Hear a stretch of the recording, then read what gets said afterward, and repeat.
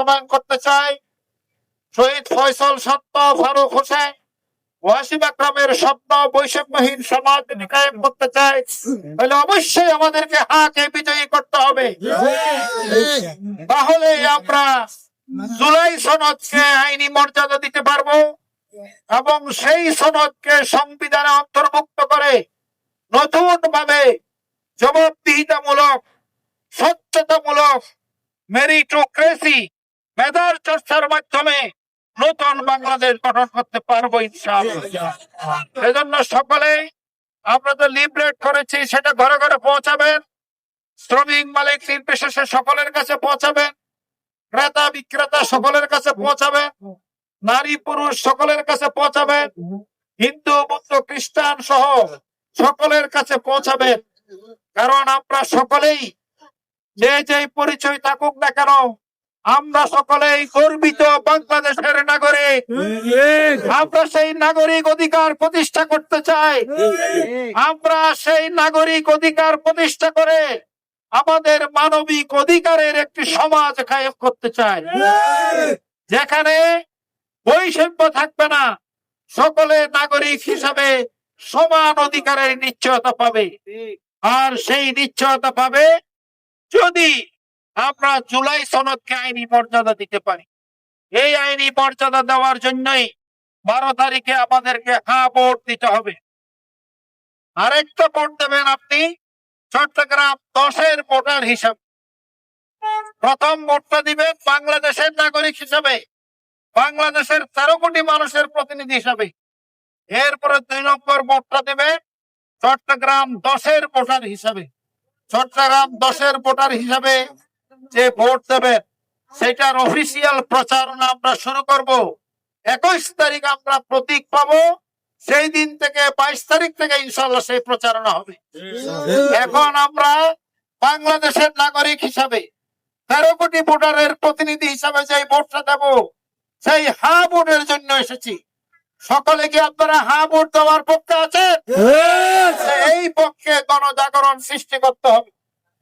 বাংলাদেশে আমরা গণভোট 3 বার হয়েছে। এরশাদ শাহীর আমলে যে গণভোট হয়েছে সেটা গ্রহণযোগ্যতা পায় নাই। 2টা গণভোট আমাদের গ্রহণযোগ্যতা পেয়েছে। একটা হচ্ছে শহীদ প্রেসিডেন্ট জিয়াউর রহমানের সময়ের গণভোট, আরেকটা হচ্ছে বেগম খালেদা জিয়ার আমলের গণভোট। শহীদ প্রেসিডেন্ট জিয়াউর রহমানের আমলে কেন গণভোট দিয়েছিলাম?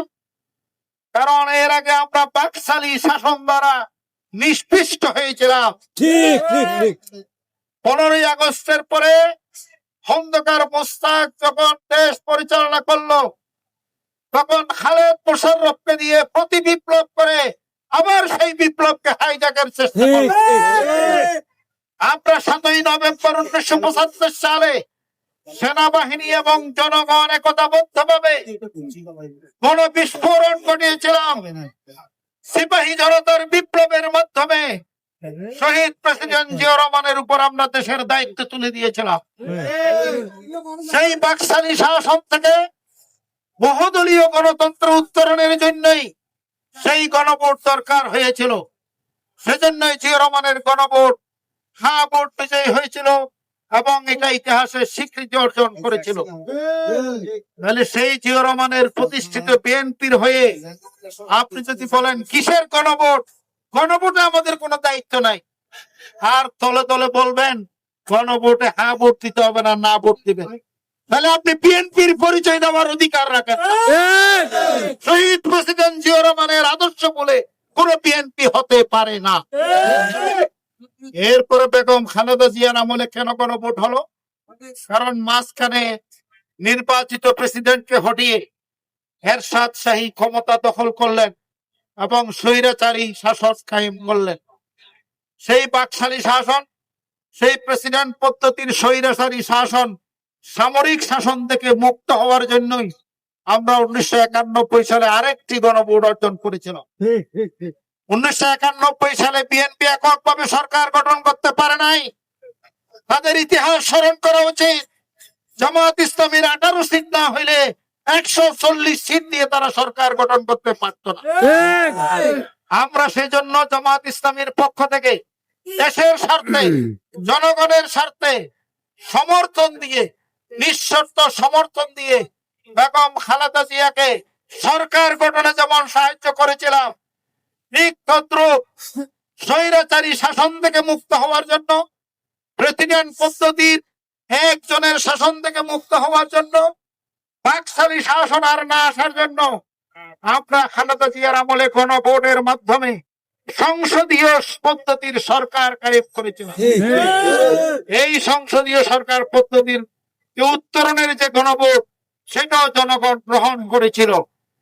এখন যে আমরা কথা বলছি, কিভাবে আসছি, আমরা দেখলাম ফ্যাসিস্ট হাসিনা গণতন্ত্রের অগ্রযাত্রাকে কন্ট্রোল করে দেওয়ার জন্য লগি বইটা তাণ্ডব শুরু করেছে। 2008 সালের 28 অক্টোবর, 2006 সালের 28 অক্টোবর, 2006 সালের 28 অক্টোবর পল্টনের ময়দানে সাপের মতো পিটিয়ে মানুষ হত্যা করেছিল এবং লাশের উপর নাচানাচি করে জঘন্য পিশাচিকতার ইতিহাস সৃষ্টি করেছিল। এইভাবে গণতন্ত্রকে হত্যা করে মঈনুদ্দিন ফখরুদ্দিনের অসাংবিধানিক সরকারকে ক্ষমতায় নিয়ে এসেছিল তারা। সেই সরকার, সেই অসাংবিধানিক সরকার, অবৈধ সরকার 2 বছর শাসন চালানোর পরে 2008 সালের 29 ডিসেম্বর একটি ডিজিটাল কারচুপির অস্বাভাবিক নির্বাচনের মাধ্যমেই হাসিনাকে কৃত্রিম ভাবে ক্ষমতায় বসানো হয়েছে।